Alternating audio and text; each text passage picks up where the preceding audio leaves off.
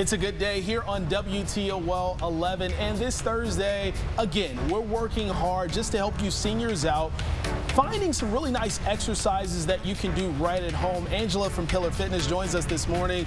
So Angela, we have some weights here, and you've been talking to us about helping seniors stay mobile.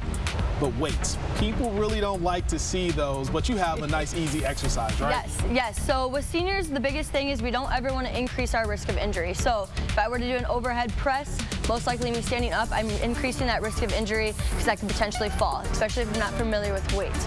So I would always put someone that is not really familiar with weights and doesn't feel comfortable on a bench. That way, here we are stable. Here I don't have that risk of falling over.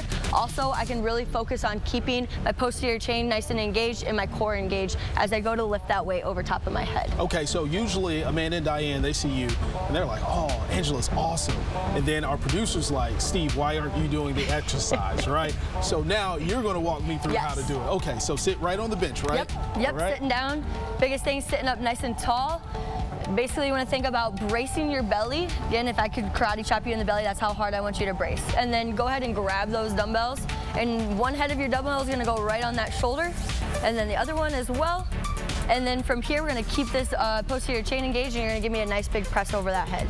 Alrighty, perfect. Coming back down. So this next time, you did a great job of pressing, but we kind of pressed here. I want you to think about pressing all the way back by those ears this next time. Yeah, perfect. There we go. All right, give me one more and keep it tight to those ears. So what are we engaging when we do all of this the correct way? So we're engaging our core, because core, anything over top of head is very core stability. So we're a CrossFit gym, everyone's like, oh, CrossFitters got all those ripped abs.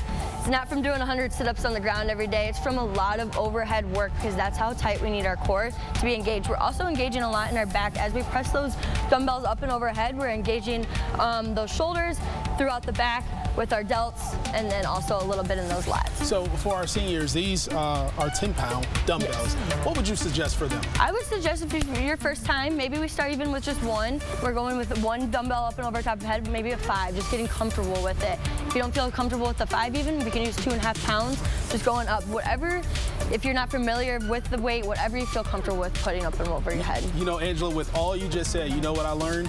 I can get some ripped abs from using 10-pound dumbbells. Is that true? No, not exactly. You gotta get a little bit heavier, but if you continue to work that core stability when you're going above head, you're gonna start there. It's a way to start. Yeah, it's a way to start, and consistency is the key. So we hope you can do that right at home, and it can help you out just to stay in shape so you can keep playing with those kiddos.